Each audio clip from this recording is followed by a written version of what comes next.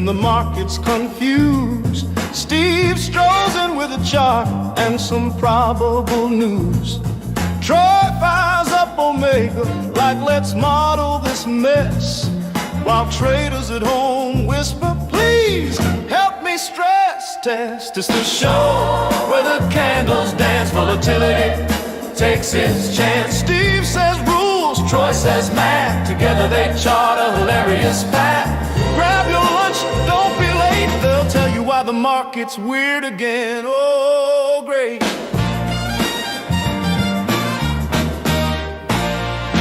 They're calling out levels, volatility rebels, equity drama, and index devils. One guy's calm, the other's pressing buttons fast. Is this bullish? Is this bearish? Ah, depends on the past. So tune in, laugh, and maybe learn to. These two make the chaos look almost doable for you. Every Tuesday at noon, hit that stream real quick, because markets are wild, and these two are slick.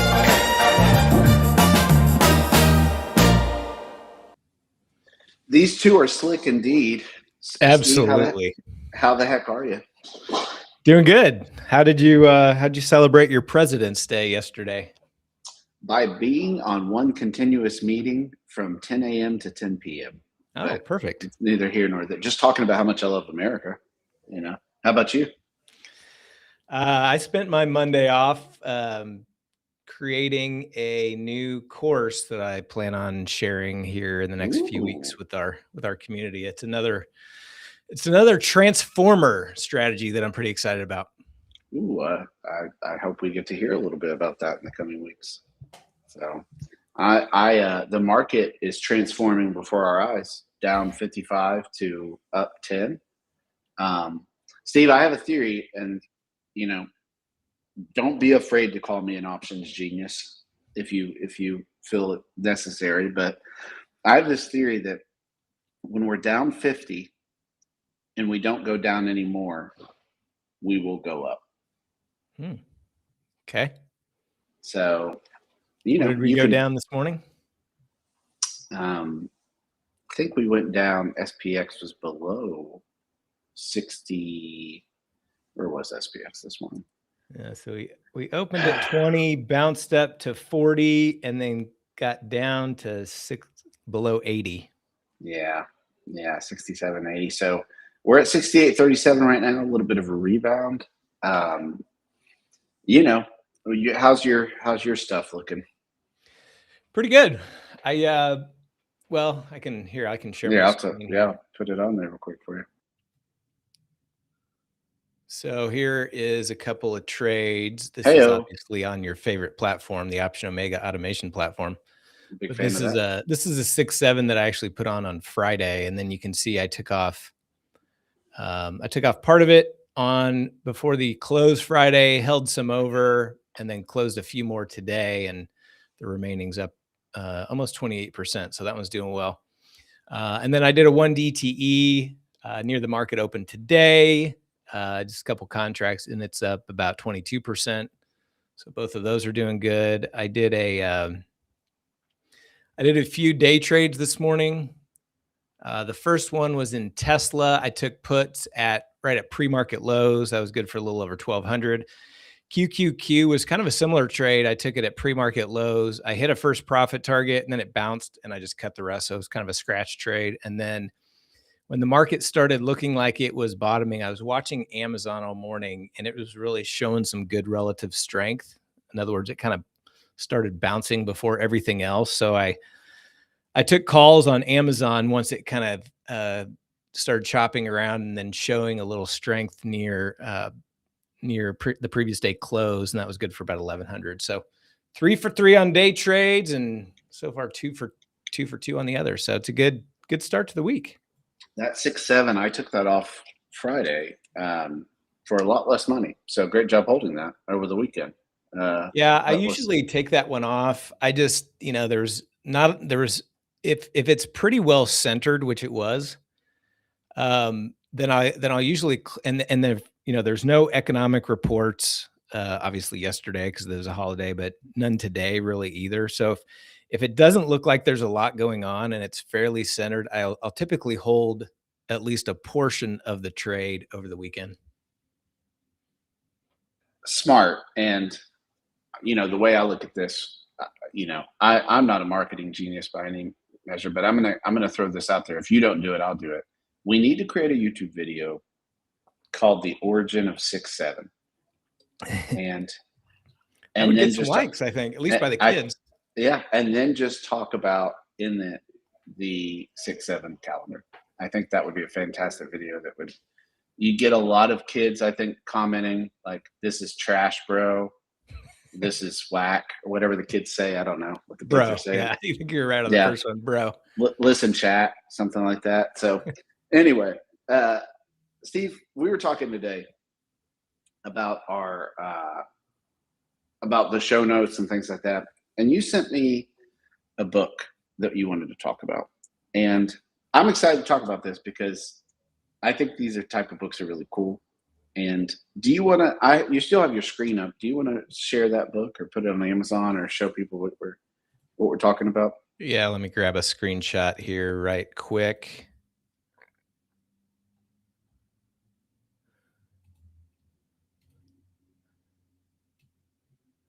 The Inner Game of Tennis. How does that relate to trading? I bet you're wondering, Troy. Well, I love the outer game of tennis, and so a little known fact about me: I came in second in my collegiate course on tennis, not competition, course on tennis. I took as an elective. Okay. And so I've been known to play a little tennis in my You know day. your way around the court. I know my way around the court a little bit. So, but not the inner court of my mind. So tell me more about this book. So this is a book that's over 50 years old. And I also took tennis as an elective in college, but I don't really Heyo. play too much. I do love it when I do play, Yep, that's how but exactly how I am. but I don't Yeah. play much. But I heard a couple of people, in fact, Dick Kay in our community was kind of the first one. He sent me a bunch of quotes from this book and they were very relative to trading. And then I heard it on another podcast, trading related podcast. Someone was talking about this book. And so I was like, oh, okay, I better read this. And it was really interesting. Not only from just a trading perspective, but anyone who is involved really in any kind of athletics or music. In fact, this guy, Timothy Galloway, I guess is how you pronounce his name. After this, I mean, this book had a lot of success. You can see it has an introduction by Bill Gates and a foreword by Pete Carroll. So it's kind of gained a lot of popularity over the years. Yeah. And he did a couple follow-up inner game books. One was the Inner Game of Golf. One was the Inner Game of Music. And then there's a couple others. I can't remember what they were. A couple were business related, sales or something like that. Anyway, the whole inner game concept is something that he's really tried to dial into a lot of different things. In fact, I just started reading. I like this so much. I started reading the Inner Game of Golf because I do like to partake in some golf. Okay. And this guy was not a golfer, but his editor challenged him to start playing golf once a week and practicing once a week and see what he could bring his score from the start of the time when he started drafting the book, The Inner Game of Golf, until it was complete. And he was shooting average over 100, and he got down to below 80s by the time he finished the book without, really ever being a golfer. Wow. So the inner game is really the whole. I'll give you kind of a high level overview or kind of my takeaways and then how I relate that to trading. First of all, one of the main concepts of the book is what he calls self one and self two.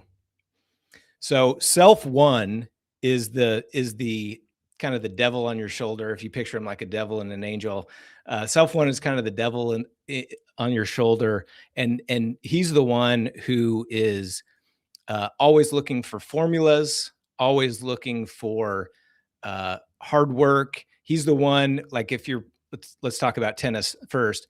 If you're playing tennis, he's the one saying, get your feet in the right spot when you hit. Bring your racket back sooner. All the different things that your mind is telling you to kind of on a repetitive basis, like, why aren't you doing this right? Do this right, do this, do that. And so that's kind of the whole self one. And then self two is the just the natural ability that you have, right? If you've, in playing tennis, Troy, think about the times where you've like tried really hard to hit the ball exactly where you wanted, and you're trying and it doesn't necessarily work so well. But then there's those other times where you're just free thinking, not even thinking about it, and you hit the best shot of your life, right? Been there. So, yep. So the whole basis is creating an environment when you're doing the specific activity, in this case tennis, to where you are allowing self to that natural, relaxed, he calls it relaxed concentration, where you have that free flowing, relaxed concentration dominating versus self one, who is demanding and telling you and trying to do it. So the way that I kind of look at this as it relates to trading is, I find myself sometimes, and I was actually thinking about this pre-market, because a lot of times it'll happen after a long weekend. I kind of come into the day thinking, all right, I'm a trader. I got to get back to work, right? I gotta, it's time to go to work. I got to grind. I got to trade. I'm a trader. Let's trade. And the reality is that's a lot of times when you start forcing trades or, doing things, even though it's not really there, but hey, you're a trader. I'm a full-time trader, so I have to be trading, that kind of subconscious mindset. Or kind of related, you're trying too hard, right? You're forcing trades, you're oversizing, you're trying to make something happen in the market, as opposed to just being relaxed, letting it come to you, not being impatient, all those things as traders that we should really be doing on a daily basis. And then the other part of the self one versus self two that I see a lot with myself and other traders is just that self-talk. Like, you take a losing trade and you look back on it and you're like, you idiot. Why would you do that? You know better than to take that trade. Why would you take that trade? For me, it's like, you've been trading for 25 years. Why in the world would you take that trade? You know better, so it's that negative self-talk, as opposed to just that observing what you did without judgment. So like in tennis, it's like, okay, it's observing where your racket is as you bring it back. It's not judging, I didn't get the racket back soon enough. It's just observing where you have the racket. In trading, it's just observing the market. It's observing your thoughts of what you're thinking while you're getting ready to take a trade, without that judgmental kind of negative self-talk that we have. It's interesting because you can relate this to both automated trading and like discretionary trading, and that automated trade, it's like, and for opposite reasons, where it's like automated trading, you think about a lot of times you're like, I need to take this off, right? So the movement is like, I need to discretionary close it. And for discretionary trading, putting things on without automating it, you can get into the thing where you put way too much on for that exact reason you just said. Well, I'm a trader. I should be trading. That's what traders do. I remember the first day that I was a full-time trader. I quit my job, and Monday morning rolls around, big day for old Papa Troy. We're going to be a full-time trader. And my computer didn't turn on. So my computer had died. So, so frustrating. I need to get trading. And I went to Apple Store, got a new computer, sat in my parking lot at the mall, and just started trading. And you can tell immediately, like, you're in a failing mindset. The fact that you feel like you have to put something on any given day is, not a good mindset. And especially if it's not because there's you perceive edge there. It's just you have to be doing something. You have to be doing something. And like, I think that type of detail, and then obviously when you put things on that you're doing it out of fear, or you're doing it out of like, I need to be trading. Yeah, you can beat yourself up all day, but you're the dumbest human being that ever exists in the world. And I remember the first day I ever lost $8,000 trading, and I sat outside at my house for like 4 hours and just sat there and just stared, like, and making mental notes, like, I'm never going to let that happen again. Well, the flip side of that, the perspective side of that is, if you're doing well, you hope that happens again, because your account's grown to where you don't, may there be days where I lose 20,000 or 30,000, you know what I mean? Like, because it's a function of size. If you're doing it right, that can actually mean that you've grown. Right. If you're doing it wrong, that means you're broke. So it's an interesting, that mental game is so much part of it, isn't it, Steve? Yeah, it really is. And I mean, I have a whole podcast kind of dedicated to that concept, the trade hacker mindset. And actually, I'm going to be doing a podcast and go a little bit deeper on this book and some of the concepts within it. But yeah, it's so critical to, I think the biggest part of it is the awareness piece. All right. It's being aware of what you're thinking while you're making these decisions. We're never gonna reach perfection, right? We're never gonna reach the point where we don't make mistakes. But it's the judgmental and the observation of that I think can really help us continue to grow. Absolutely. And I think that thing never goes away. I mean, in anything in life, business, things like that, anything that you're doing is a hard endeavor, requires a mental clarity of when to act and when not to act. And, emotion, almost every time I've ever been emotional, or I've perceived emotion in my life from other people, emotion always demands action. And so there's a real, you think about it in the sense of like, well, doers do, people accomplish things. We will things to victory. But a lot of that comes from being able to say to yourself, like, I'm going to detach from the situation and look about what needs to be done, because there's a fine line between the emotionalism of something needs to happen. By God, I'm going to do it, and willing something to victory. Like, those are actually two separate things. But in the emotional state, we think it's the same thing. Sometimes willing something to victory means actually taking a step back, detaching, and being able to detach even from yourself and look at yourself and say, well, if we're going to will something today, it ain't going to be in the state you're in. And so you have to take a step back. Like, I'm emotional, so I need to take a deep breath. If I'm going to do something, I need to be in a good mental space to do it. So let's just take a minute and reset, and don't want to talk about how many times I've had to do that during a trading day in my life, but a lot.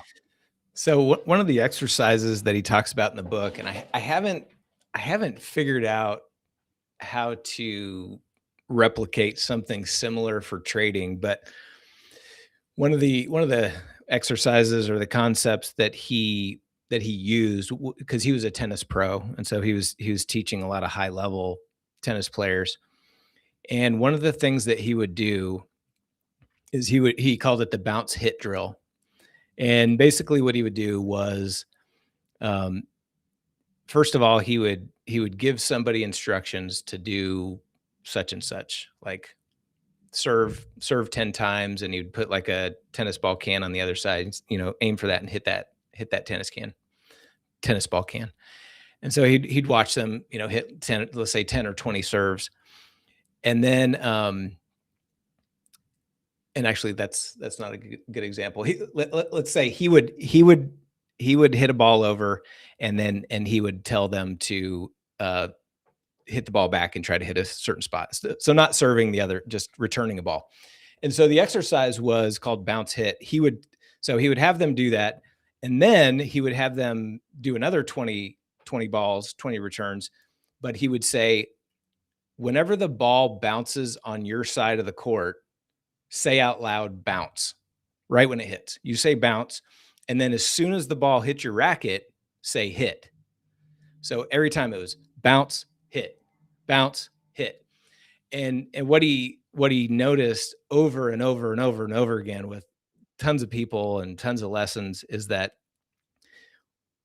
when he had them doing that bounce hit drill and actually saying it out loud, the ball actually went where they wanted it to so many more times. You know, he would say, like, if you just gave them instructions and they were trying to do it, you know, let's say they may hit, 6 out of 20 to where they were trying to, but when they were doing the bounce hit drill and just saying bounce hit, they would, like 18 out of 20, they would hit it correctly. And the whole concept was going back to that self one, self two. He essentially boiled it down to is you have self one preoccupied in saying bounce and hit and bounce and hit. So it's taking away from self one, kind of directing self two. You got to do this, you got to do that. And it allowed self two to just freely hit the ball. I haven't, like I said, I haven't come up with how to replicate that in trading. I mean, click and click. I don't know. There's got to be some kind of translation to trading that would kind of keep self one out of the way of doing things he's not supposed to and let self two freely trade, but haven't figured that out yet. I'll tell you what I'm going to do. I'm going to read that book in the next week. And then maybe me and you this week could talk about some exercise. It'd be a fun thing let's think about some trader exercises that might fit for this, if that works. So I'm good. How's that sound for you? Sounds perfect. Okay. Well, Steve, I've got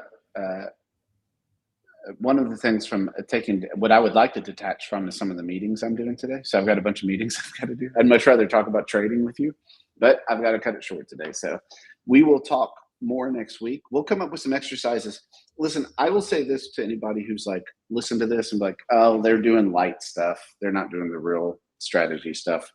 Look, if you've traded for any length of time, the things we're talking about are actually the harder part. Like, strategies come, strategies go. You're stuck with your brain. So working on your brain and working on training your mind to think and detach is perhaps the most important thing you can do to be a successful trader. And so we'll spend some time on it next week because I think it's a good thing to think through, especially markets down. I know a lot of people have had hard January's trading, so it might be a good step. Just take back and go from there.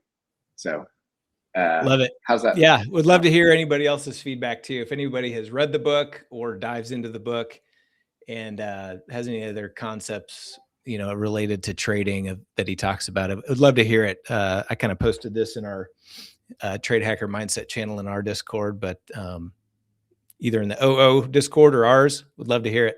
I think it's I would highly encourage everyone to read it. I think you'll, whether it's trading related or some other aspect of your life, there are concepts in the book that I think could really help.